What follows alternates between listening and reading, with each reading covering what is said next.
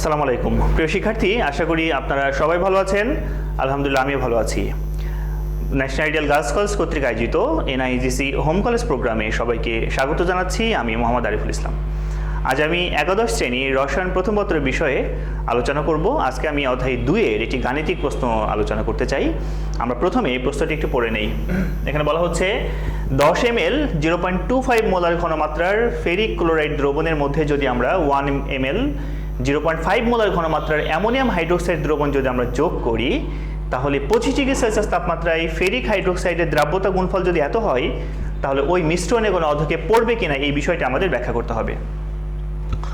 তো ব্যাপারটা কি আসলে? ব্যাপারটা হলো একটা নির্দিষ্ট আয়তনের নির্দিষ্ট ঘনমাত্রা দ্রবণ, তার মধ্যে অপর একটি দ্রবণ রয়েছে যেই দ্রবণের নির্দিষ্ট আয়তন রয়েছে, নির্দিষ্ট ঘনমাত্রা আছে। এই দুটি দ্রবণ যদি আমরা মিক্সড করি, যদি আমরা মিশ্রিত করি, তাহলে এই দ্রবণে কোনো অধক্ষেপ পড়বে কিনা সেই ব্যাপারটি আমাদের গাণিতিকভাবে ব্যাখ্যা করতে হবে। তাহলে আমরা প্রথমে যেটি করতে পারি, এই দুটি দ্রবণ যদি আমরা মিক্সড করি, সেক্ষেত্রে এই দুটি দ্রবণে যে সকল পদার্থ রয়েছে তারা বিক্রিয়া করে কি কি পদার্থ উৎপন্ন করবে এই বিষয়টা আমরা প্রথমে একটু জেনে নিই। আমরা দেখতে পাচ্ছি যে প্রথমে একটি দ্রবণে ছিল ফেরিক হাইড্রোক্সাইড আর একটি দ্রবণে আছে অ্যামোনিয়াম হাইড্রোক্সাইড। তো সেক্ষেত্রে এরা বিক্রিয়া করে উৎপন্ন করবে ফেরিক হাইড্রোক্সাইড FeOH3, আর সেই সাথে উৎপন্ন করবে ammonium chloride NH4Cl, ammonium chloride উৎপন্ন করবে। আচ্ছা, এখন যদি আমরা এটাকে সমতা করতে চাই, সমতা করতে পারি আমাদের এখানে 3 দিতে হবে, আর এখানে আমাদের একটা 3 দিলে কিন্তু এটা সমতা হয়ে যায়।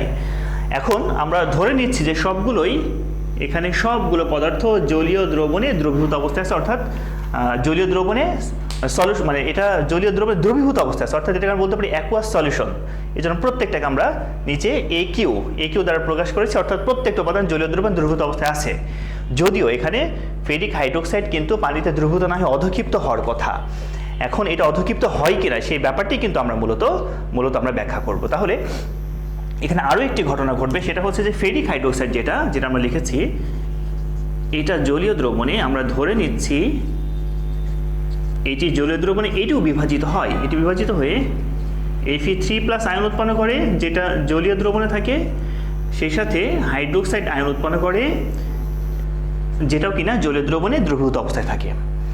এখন আমরা যেটি করব সেটি হচ্ছে যে এই যে ফেরিক হাইড্রোক্সাইড এটি অধক্ষিপ্ত হবে কিনা এটার ব্যাপারটা ব্যাখ্যা করার জন্য আমাদের Fe3+, অর্থাৎ এটা থেকে উৎপন্ন যে দুইটা আয়ন, এই দুইটি আয়নের ঘনমাত্রার এই যে মান সেটা আমাদের বের করতে হবে। সেটা কিভাবে? আমরা দেখতে পেলাম যে ফেরিক হাইড্রোক্সাইড এখান থেকে উৎপন্ন যে দুটি আয়ন, এই দুটি আয়নের প্রথম যে আয়ন Fe3+,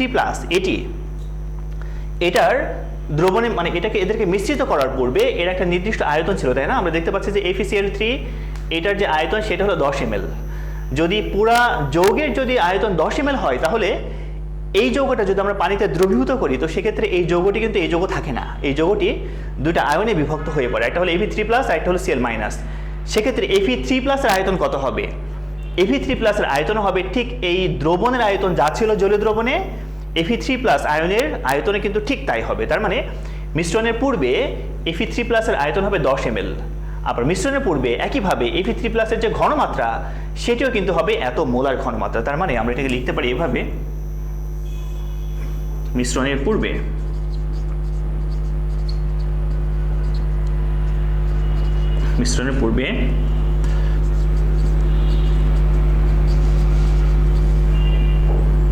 এর আয়তন V1 সমান কত? 10 ml, আর এটার যে ঘনমাত্রা S1 সমান কত আছে? 0.25, এত মোলার ঘনমাত্রা। আচ্ছা, এবার মিশ্রণের পর কি হবে? মিশ্রণের পর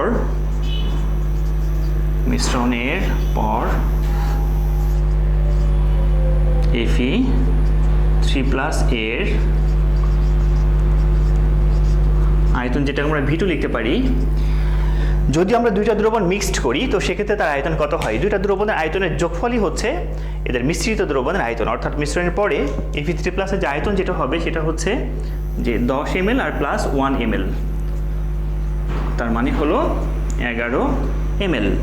আর মিশ্রণের পরে Fe3+ এর যে ঘনমাত্রা, যেটাকে আমরা S2 ধরবো, এটার মান কিন্তু আমাদের নির্ণয় করতে হবে। আমরা একটি নির্দিষ্ট ঘনমাত্রার দ্রবণের মধ্যে যদি আমরা আরও অন্য একটা দ্রবণ যোগ করি, তাহলে আগের দ্রবণের ঘনমাত্রা কিন্তু আর ঠিক থাকে না, এটা কিন্তু পরিবর্তন হয়ে যায়। সেক্ষেত্রে পরিবর্তিত ঘনমাত্রার মান কত সেটা আমাদের বের করতে হবে। আমরা প্রথমে এই অংশটুকু আগে আমরা সমাধান করি। আমরা জানি, এক্ষেত্রে আমরা একটা সূত্র লিখব। আমরা জানি যে V1 S1 সমান হলো V2 S2। সেক্ষেত্রে S2 এর মান আমরা বের করতে পারি V1 S1 by V2। V1 এর মান কত? V1 এর মান হচ্ছে 10, আর S1 এর মান আমরা দেখেছি 0.25, আর V2 এর মান হলো 11। আমরা যদি এই মানটা ক্যালকুলেশন করি, সেক্ষেত্রে মান পাওয়া যাবে হলো 0.227। 0.227, অর্থাৎ আমরা যে মানটা যেটা পেলাম সেটা S2 এর মান। S2 এর মান কি? S2টা হচ্ছে, আমরা ধরেছিলাম যে S2টা হচ্ছে Fe3+ আয়নের ঘনমাত্রা। তাহলে S2টা যদি Fe3+ আয়নের ঘনমাত্রা হয়, তাহলে আমরা লিখতে পারি যে OH- এটার ঘনমাত্রা হলো 0.227, এটা আমরা লিখতে পারি। আচ্ছা, এতটুকু পর্যন্ত আশা করি আপনারা বুঝতে পেরেছেন। আমরা এখন আবার হাইড্রোক্সাইড আয়নের ঘনমাত্রা একইভাবে কত হয় দ্রবণে দ্রবীভূত করার পর, দুটি দ্রবণকে দ্রবীভূত করার পর হাইড্রোক্সাইড আয়নের ঘনমাত্রা কত হবে সেটা আমরা আবার বের করব। তাহলে আমরা মুছে দিই, এটা আমরা সবটাই মুছে দিই। আচ্ছা, তো সেক্ষেত্রে সবটাই মুছে দিই আমরা। আবার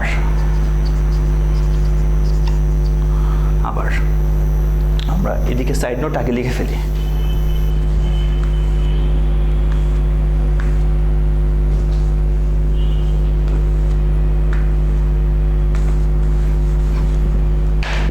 মিশ্রণে পড়বে হাইড্রোক্সাইড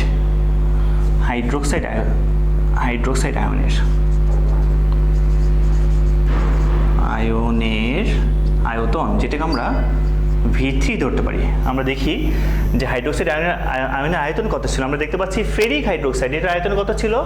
এটার অ্যামোনিয়াম হাইড্রোক্সাইড, অ্যামোনিয়াম হাইড্রোক্সাইড আয়তন ছিল 1 ml। অর্থাৎ মিশ্রণে পূর্বে অ্যামোনিয়াম হাইড্রোক্সাইড আয়তন যদি 1 ml হয়, তাহলে হাইড্রোক্সাইডের আয়তনও কিন্তু 1 ml। একই সাথে আমরা বলতে পারি অ্যামোনিয়াম যে আয়ন, তার আয়তনে কিন্তু 1 ml। তার মানে এখানে OH- আয়নের যে আয়তন সেটা হচ্ছে 1 ml। আচ্ছা, একই সাথে এই যে আয়ন, এটার যে ঘনমাত্রা, যেটা আমরা S3 ধরতে পারি, এটার ঘনমাত্রা কত ছিল? যে সম্পূর্ণ যৌগের যে দ্রবণ তার ঘনমাত্রা যদি 0.5 হয়, তো সেক্ষেত্রে এই যে আয়ন, এই আয়নের ঘনমাত্রা কিন্তু 0.5 হবে। তার মানে এত মোলার, হ্যাঁ, এটার ঘনমাত্রা। আচ্ছা, এবার যদি আমরা দুইটা দ্রবণ যদি আমরা মিক্সড করি, তো সেক্ষেত্রে মিক্সড করার পর যে আমরা দ্রবণ পাবো, সেই দ্রবণে হাইড্রোক্সাইড আয়নের আয়তন কত হবে? মিশ্রণের পর OH- এর যে আয়তন, সেটাকে আমরা যদি V4 ধরি, তো সেক্ষেত্রে আগে ছিল 10 ml আর 1, এই দুটো যোগ হবে, যোগে কত হবে? 11 ml হবে। আর মিশ্রণের পর হাইড্রোক্সাইড আয়নের যে ঘনমাত্রা S4 এর মান কিন্তু আমাদের নির্ণয় করতে হবে। তাহলে আমরা সূত্র লিখে ফেলি। আবার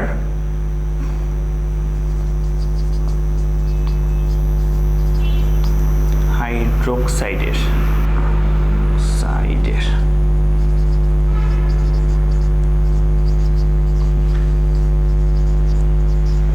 হাইড্রোক্সাইড আয়নের ক্ষেত্রে আমরা জানি যে V3S3 সমান V4 S4। আমরা যদি এখানে S4 এর মান যদি আমরা বের করি, তাহলে V3S3 বাই V4 আমরা এখন মান বসাবো। V3 এর মান কত? V3 এর মান হচ্ছে 1, তাই না? 1। S3 এর মান কত? S3 এর মান হচ্ছে 0.5, আর V4 এর মান হচ্ছে 11। এটাকে যদি আমরা ক্যালকুলেশন করি, এই মানটা ক্যালকুলেশন করলে যে মান দাঁড়াবে সেটা 0.0454 এরকম একটা মান আসবে। অর্থাৎ মিশ্রণের পর হাইড্রোক্সাইড আয়নের যে ঘনমাত্রা, সেটা আমরা কিন্তু এটা পাবো। অতএব আমরা লিখতে পারি মিশ্রণের পর হচ্ছে এটা হাইড্রোক্সাইড আয়নের ঘনমাত্রা আমরা পেলাম, তাই না? হাইড্রোক্সাইড আয়নের ঘনমাত্রা পেলাম। আচ্ছা, এর আগে আমরা কোন মানটা বের করেছিলাম? আমরা কিন্তু প্রথমে যে মানটা বের করেছিলাম সেটা হচ্ছে, প্রথমের মানটা কিন্তু আমরা আয়রন আয়নের ঘনমাত্রা বের করেছিলাম, তাই না? অর্থাৎ মিশ্রণের পরে আয়রন আয়নের ঘনমাত্রা কত ছিল সেটা বের করেছিলাম। অর্থাৎ এই যে মানটা যেটা লিখেছি আমরা, এটা কিন্তু আয়রন আয়নের ঘনমাত্রা হবে। আয়রন 3+, এটা হবে। আর বর্তমানে আমরা যেটা বের করলাম সেটা কিন্তু এই যে হাইড্রোক্সাইড আয়নের ঘনমাত্রা আমরা বের করেছি মিশ্রণের পর। এখন যদি আমরা এই যে দ্রবণ, এই দ্রবণের যদি আমরা কেআইপির মান বের করতে চাই, এই দুটো মান থাক, অতএব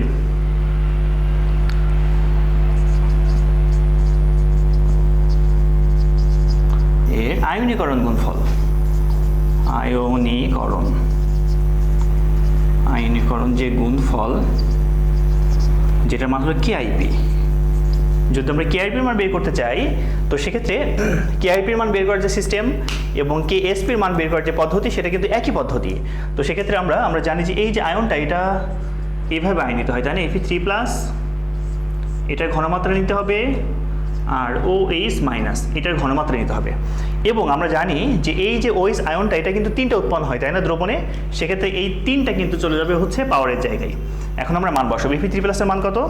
Fe3+ এর মান হলো 0.27। আচ্ছা, গুণ এটার মান কত? এটার মান হচ্ছে 0.454, এটা কিউব। এখন যদি আমরা এটাকে ক্যালকুলেশন করি তো সেক্ষেত্রে মান পাওয়া যাবে হচ্ছে 2.124 ইন্টু 10⁻⁵ এরকম একটা মান পাওয়া যাবে। অর্থাৎ আমরা দেখলাম যে এই যে দ্রবণ, এই দ্রবণে ফেরিক হাইড্রোক্সাইড যেটি, তার কিন্তু কেআইপির মান আমরা যেটা পেলাম, আয়নীকরণ গুণফলের মান, একটা নির্দিষ্ট একটা মান পেয়েছি। আমরা এই যে অঙ্কটার কথা বলছি এখানে কিন্তু ফেরিক হাইড্রোক্সাইডের দ্রাব্যতা গুণফলের একটা মান দেওয়া আছে। এখন আমরা যেটি করব, এই দ্রাব্যতা গুণফলের সাথে এই আয়নিক গুণফলের মানটা আমরা কম্পেয়ার করব। যদি এই কেআইপির মানটা যদি বেশি হয় তাহলে কিন্তু অধক্ষেপ পড়বে, আর যদি কেআইপির মানটা যদি দ্রাব্যতা গুণফলের চেয়ে কম হয় তাহলে কিন্তু অধক্ষেপ পড়বে না। তাহলে আমরা এখানে দেখতে পাচ্ছি যেহেতু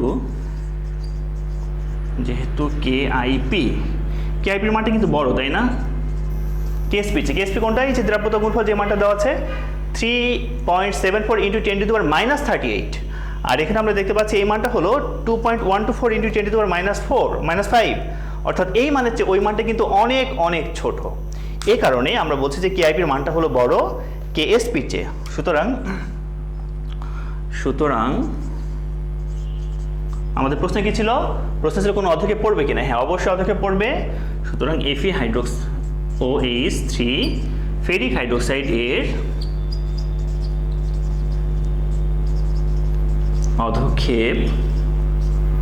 অধক্ষেপ পড়বে। এটাই কিন্তু আমাদের উত্তর। তাহলে প্রিয় শিক্ষার্থী, আশা করি আপনারা বুঝতে পেরেছেন আমাদের এই অঙ্কের যে মেইন থিম সেটা হচ্ছে আমাদের এখান থেকে কেআইপির মান বের করতে হবে।